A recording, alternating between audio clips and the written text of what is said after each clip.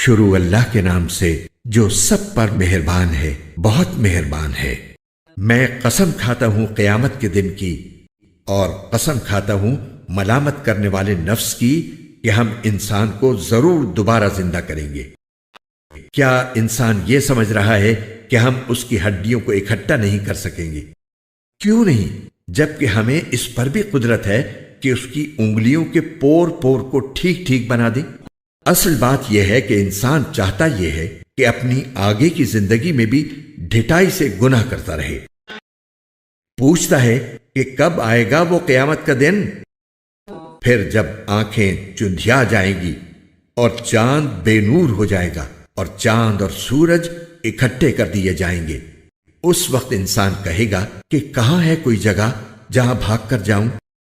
نہیں نہیں، پناہ کی کوئی جگہ نہیں ہوگی۔ اس دن تو ہر ایک کو تمہارے پروردگار ہی کے سامنے جا کر ٹھہرنا پڑے گا۔ اس دن ہر انسان کو جتلا دیا جائے گا کہ اس نے کیا کچھ آگے بھیجا ہے اور کیا کچھ پیچھے چھوڑا ہے۔ بلکہ انسان خود اپنے آپ سے اچھی طرح واقف ہوگا، چاہے وہ کتنے بہانے بنائے۔ اے پیغمبر، تم اس قرآن کو جلدی جلدی یاد کرنے کے لیے اپنی زبان کو ہلایا نہ کرو۔ یقین رکھو کہ اس کو یاد کرانا اور پڑھوانا ہماری ذمہ داری ہے۔ پھر جب ہم اسے جبرائیل کے واسطے سے پڑھ رہے ہوں تو تم اس کے پڑھنے کی پیروی کرو، پھر اس کی وضاحت بھی ہماری ذمہ داری ہے۔ خبردار اے کافرو، اصل بات یہ ہے کہ تم فوری طور پر حاصل ہونے والی چیز یعنی دنیا سے محبت کرتے ہو اور آخرت کو نظر انداز کیے ہوئے ہو۔ اس دن بہت سے چہرے شاداب ہوں گے، اپنے پروردگار کی طرف دیکھ رہے ہوں گے، اور بہت سے چہرے اس دن بگڑے ہوئے ہوں گے، سمجھ رہے ہوں گے کہ ان کے ساتھ وہ معاملہ ہوگا جو کمر توڑ دینے والا ہے۔ خبردار، جب جان ہنسلیوں تک پہنچ جائے گی اور تیمارداروں کی طرف سے کہا جائے گا کہ ہے کوئی جھاڑ پھونک کرنے والا، اور انسان سمجھ جائے گا کہ جدائی کا وقت آ گیا اور پنڈلی سے پنڈلی لپٹ جائے گی، تو اس دن تمہارے پروردگار ہی کی طرف روانگی ہوگی۔ مفتی محمد تقی عثمانی۔ آیت نمبر 2، تفسیر۔ ملامت کرنے والے نفس سے مراد انسان کا وہ ضمیر ہے جو اسے غلط کاموں پر ملامت کرتا ہے۔ نفس انسان کی اس اندرونی کیفیت کا نام ہے جس میں خواہشات اور ارادے پیدا ہوتے ہیں۔ قرآن کریم نے 3 قسم کے نفس کا ذکر فرمایا ہے۔ ایک نفس امارہ یعنی برائی پر مائل کرنے والا، دیکھئے 53۔ دوسرے نفس لوامہ جس کا اس آیت میں ذکر فرمایا گیا ہے، اور جو اچھائی کی طرف مائل کرتا اور برائی پر ملامت کرتا ہے۔ تیسرے نفس مطمئنہ، دیکھئے 27۔ اس سے مراد وہ نفس ہے جو مسلسل کوشش کر کے اچھائی پر مطمئن ہو گیا ہو اور برائی کے تقاضے اس میں یا تو پیدا ہی نہ ہوتے ہوں یا بہت کمزور ہو گئے ہوں۔ یہاں اللہ تعالیٰ نے نفس لوامہ کی قسم کھائی، جس کا مطلب یہ ہے کہ ہر انسان کی طبیعت میں اللہ تعالیٰ نے ایک ایسا مادہ رکھا ہے جو اسے برائی پر ملامت کرتا رہتا ہے۔ انسان کو غور کرنا چاہیے کہ یہ ملامت کرنے والی چیز جو خود اس کے وجود میں رکھی ہوئی ہے، خود اس بات کی دلیل ہے کہ جس ذات نے اسے پیدا کیا ہے، اس نے ساتھ ساتھ اس کو ایک تنبیہ کرنے والا وجود عطا فرما دیا ہے۔ اگر آخرت آنے والی نہ ہوتی اور انسان کو اس کے اچھے برے اعمال کا بدلہ ملنے والا نہ ہوتا تو اس نفس لوامہ کی کیا ضرورت تھی؟ آیت نمبر 4، تفسیر۔ فرمایا جا رہا ہے کہ ہڈیوں کو جمع کر لینا تو بہت معمولی بات ہے۔ اللہ تعالیٰ تو انسان کی انگلیوں کے ایک ایک ٹکڑے دوبارہ ٹھیک ٹھیک اسی طرح دوبارہ بنانے پر قادر ہیں جیسے وہ شروع میں تھے۔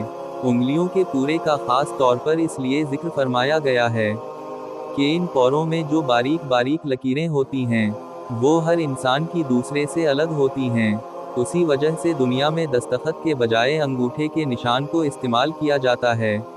ان لکیروں میں اتنا باریک باریک فرق ہوتا ہے کہ اربوں قدموں انسانوں کی انگلیوں کے اس فرق کو یاد رکھ کر پھر دوبارہ ویسی ہی لکیریں بنا دینا اللہ تعالیٰ کے سوا کسی اور کے لیے ممکن نہیں ہے۔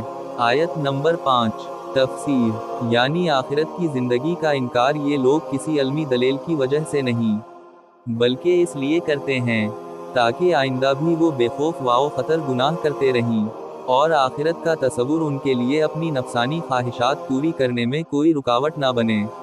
आयत नंबर 13। तफसीर, यानी कौन से काम वो दुनिया में कर आया है और वो इसके आमाल नामे में पहुंच चुके हैं, और कौन से काम वो छोड़ आया है कि इसे करने चाहिए थे लेकिन उसने नहीं किए।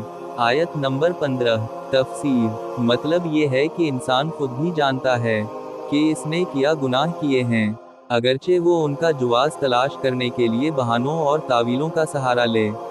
आयत नंबर 16। तफसीर, ये एक जुमला मुतरज़ा है जिसका पस मंज़र ये है कि जब हुजूर अक़दस पर कुरान करीम नाज़ल होता तो आप इसके अल्फाज साथ साथ दोहराते जाते थे ताकि आप इन्हें भूल ना जाएं। इन आयात में हज़रत से फरमाया जा रहा है कि आप ज़बान मुबारक से अल्फाज को दोहराने की मशक्क़त ना उठाएं, क्योंकि हमने ज़िम्मेदारी ले ली है कि हम इन्हें आपको याद भी कराएंगे और उनकी तशरीह भी आपके क़ल्ब मुबारक में वाज़ेह कर देंगे। आयत नंबर 18। तफसीर, इसका मतलब ये भी हो सकता है कि आप अपनी तवज्जो अल्फाज को याद रखने के बजाय इन आयात की अमली पैरवी करने पर मरकूज़ रखें, और ये भी कि जिस तरह हज़रत जबराइल पढ़ रहे हैं आइंदा आप भी उसी तरह पढ़ा करें। आयत नंबर 19। तफसीर, यानी आयात करीमा की तशरीह भी हम आपके क़ल्ब मुबारक में महफूज कर देंगे। आयत नंबर 23। तफसीर, मोमनों को जन्नत में अल्लाह ताला का दीदार भी नसीब होगा, जो जन्नत की तमाम दूसरी निमतों से बड़ी नेमत होगी।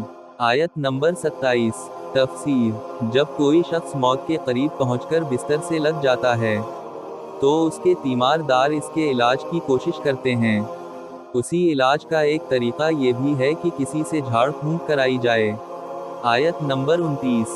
तफसीर, नज़ा की हालत में जो तकलीफ़ होती है इसमें बसा औक़ात मरीज़ दोनों पंडलियों को मिला लेता है, ये उसी कैफियत की तरफ इशारा है। कुरान के उर्दू और हिंदी तर्जुमा और तफसीर के खूबसूरत ईमान अफरोज़ वीडियोज़ को देखने के लिए हमारे चैनल कुरान दीन और दुनिया ऐप को लाइक, सब्सक्राइब और शेयर कीजिए।